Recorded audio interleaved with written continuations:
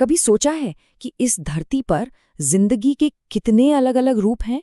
गहरे समंदर में रहने वाले अजीबोगरीब जीवों से लेकर हमारे अपने बगीचे में उड़ने वाले कीड़ों तक। ये एक बहुत ही खूबसूरत पर उलझी हुई दुनिया है। तो सवाल ये उठता है कि वैज्ञानिक इस बहुत बड़ी पहेली को सुलझाते कैसे हैं? चलिए आज इसी के पीछे के विज्ञान को समझने की कोशिश करते हैं। सच में ये दुनिया अजूबों से भरी है। हर कोने में, हर तरह के माहौल में जीवन ने अपनी जगह बना ही ली है। लेकिन जब हर जीव इतना अलग, इतना अनोखा है, तो हम उनके बीच कोई रिश्ता कैसे ढूंढे, उन्हें समझे कैसे? यहीं से वैज्ञानिकों के लिए सबसे बड़ी चुनौती की शुरुआत होती है। जैसे ये समुद्री घोड़ा, ये प्रकृति की कलाकारी का एक बेहतरीन नमूना है। लेकिन इसकी सुंदरता ना इसकी जटिलता को भी दिखाती है तो ये एक मछली पर दिखता घोड़े जैसा है। ऐसे लाखों जीव हैं जो हमें हैरान कर देते हैं, और इनमें से हर एक इस धरती की कहानी का एक बहुत जरूरी हिस्सा है। करीब करीब 18 लाख। ये सिर्फ एक नंबर नहीं है, ये उतनी प्रजातियों की संख्या है जिन्हें वैज्ञानिक अब तक पहचान पाए हैं और उनके बारे में लिख पाए हैं। जरा सोचिए कि एक ऐसी लाइब्रेरी हो जिसमें 18 लाख किताबें हैं, पर कौन सी किताब कहाँ रखी है इसका कोई हिस्सा भी नहीं है। शुरुआत कहाँ से करेंगे? और असली मुश्किल तो यहीं से शुरू होती है। जिसे हम गौरैया कहते हैं, उसे इंग्लैंड में हाउस स्पैरो कहा जाता है, और कहीं और शायद कुछ और। अब ऐसे में जब अलग अलग देशों के वैज्ञानिक एक दूसरे से बात करना चाहें तो कितना कन्फ्यूजन होगा। इसीलिए विज्ञान को एक ऐसी जबान की जरूरत थी जो पूरी दुनिया में एक जैसी हो। और इसी जरूरत से पैदा हुआ नामकरण का खेल, एक ऐसा सिस्टम बनाने की कोशिश जो हर जीव के लिए एक यूनिवर्सल भाषा बन सके, ताकि कोई कंफ्यूजन बाकी ही ना रहे।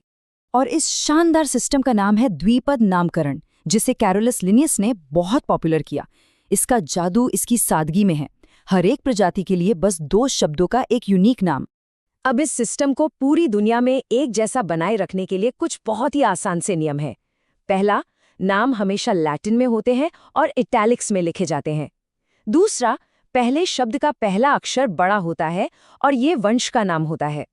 तीसरा, दूसरा शब्द प्रजाति का नाम होता है जो छोटे अक्षर से शुरू होता है। और हाँ, अगर हाथ से लिख रहे हैं तो दोनों शब्दों के नीचे अलग अलग लाइन खींचनी होती है। चलिए आम का उदाहरण लेते हैं। इसका साइंटिफिक नाम है मैंगीफेरा इंडिका। यहाँ पर मैंगीफेरा इसका वंश है और इंडिका इसकी प्रजाति। ये उन नियमों का एकदम परफेक्ट उदाहरण है। और आखिर में जो ये लिन लिखा है, इसका मतलब है कि सबसे पहले लिनियस ने इसका विवरण दिया था। तो ठीक है, हर जीव को एक नाम तो मिल गया, पर अब इतनी सारी किताबों को लाइब्रेरी में कहाँ रखें? यहीं से शुरू होता है वर्गीकरण का विज्ञान, जिसे हम टैक्सोनॉमी भी कहते हैं। ये लाइब्रेरी वाली बात इसे बहुत अच्छे से समझाती है। मतलब द्विपद नामकरण हो गया किताब को एक यूनिक टाइटल देना, और वर्गीकरण का मतलब है उस किताब को लाइब्रेरी में उसकी सही जगह पर रखना, ताकि उसे आसानी से ढूंढा जा सके और ये भी पता चले कि वो किन दूसरी किताबों से मिलती जुलती है। और इस लाइब्रेरी की हर शेल्फ या हर कैटेगरी को वैज्ञानिक भाषा में टैक्सॉन कहते हैं। तो एक टैक्सॉन वर्गीकरण का कोई भी लेवल हो सकता है, जैसे प्रजाति एक टैक्सॉन है, वंश भी एक टैक्सॉन है, और इसी तरह आगे भी। तो चलिए अब देखते हैं कि ये पूरी लाइब्रेरी आखिर जमी कैसे है। हम सबसे छोटे और खास ग्रुप से शुरू करेंगे और धीरे धीरे बड़े और आम ग्रुप्स की तरफ बढ़ेंगे। ये जीवन की सीढ़ी चढ़ने जैसा है। तो हमारी यात्रा शुरू होती है 2 बहुत ही शानदार जानवरों से। शेर, जिसका वैज्ञानिक नाम है पैंथेरा लियो, और बाघ यानी पैंथेरा टाइग्रिस। ये दोनों 2 अलग अलग प्रजातियां हैं। अब ये प्रजातियां अलग तो हैं, पर इनमें बहुत कुछ एक जैसा भी है।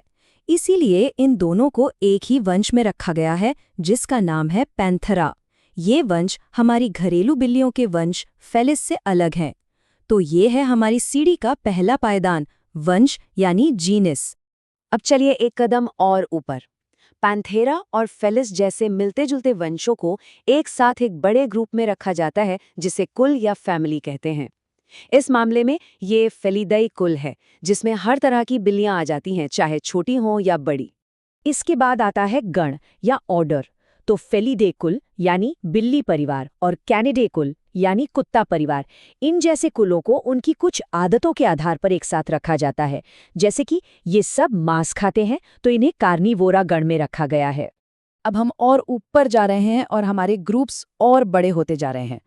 कार्निवोरा कर्ण को रखा जाता है ममालिया यानी स्तनधारी वर्ग में। क्यों? क्योंकि इन सभी जानवरों के शरीर पर बाल होते हैं और ये अपने बच्चों को दूध पिलाते हैं। वर्ग ममालिया को संघ या फाइलम कॉर्डाटा में जगह मिली है। इस ग्रुप में वो सभी जानवर आते हैं जिनकी रीढ़ की हड्डी होती है, जैसे कि स्तनधारी, पक्षी, सरीसृप और मछलियां भी। और आखिर में हम पहुंचते हैं सबसे ऊंचे लेवल पर, जगत या किंगडम। सभी मिलते जुलते संघों को किंगडम एनिमेलिया में रखा गया है। ठीक इसी तरह सभी पौधों को किंगडम प्लांटे में रखा गया है। तो ये सीढ़ी एक जानवर के लिए तो ठीक काम करती है, पर क्या ये सिस्टम सच में हर तरह के जीवन को व्यवस्थित कर सकता है? मतलब एक शेर से लेकर एक मक्खी तक, सबको? आप जरा यहाँ देखिए, ये स्लाइड सब कुछ बहुत ही शानदार तरीके से सामने रखती है। ये दिखाती है कि कैसे इंसान, घरेलू मक्खी, आम का पेड़ और गेहूं का पौधा, जो एक दूसरे से इतने अलग हैं, उन सभी को इस सिस्टम में कितनी सफाई से फिट किया जा सकता है। हर किसी की अपनी एक खास जगह है, प्रजाति से लेकर जगत तक। यही तो इस पूरे सिस्टम की खूबसूरती है। तो ये सब कुछ व्यवस्थित करना बहुत अच्छी बात है, लेकिन असल दुनिया में इसका क्या काम? ये सिर्फ वैज्ञानिकों के पढ़ने पढ़ाने की चीज क्यों नहीं है? ये सिर्फ एक अकादमिक अभ्यास नहीं है, बल्कि ये तो पूरे जीव विज्ञान की नींव है। इसी की मदद से हम बेहतर फसलें उगा पाते हैं। इसी के आधार पर हम अपने प्राकृतिक संसाधनों का सही इस्तेमाल कर पाते हैं। और सबसे बड़ी बात, यही वर्गीकरण हमें जीवन के विकास की कहानी बताता है कि कैसे हम सब कहीं न कहीं एक दूसरे से जुड़े हुए हैं। ये सच में विज्ञान की यूनिवर्सल भाषा है। हमने अब तक लगभग 18 लाख प्रजातियों को पहचानकर उनकी लिस्ट बना ली है, पर ये तो सिर्फ शुरुआत है। वैज्ञानिकों का मानना है कि अभी भी लाखों ऐसी प्रजातियां हैं जिन्हें खोजना बाकी है। मतलब ये लाइब्रेरी अभी भी बन रही है और हर नई खोज हमें जीवन की इस हैरान कर देने वाली कहानी के बारे में कुछ नया सिखाती है।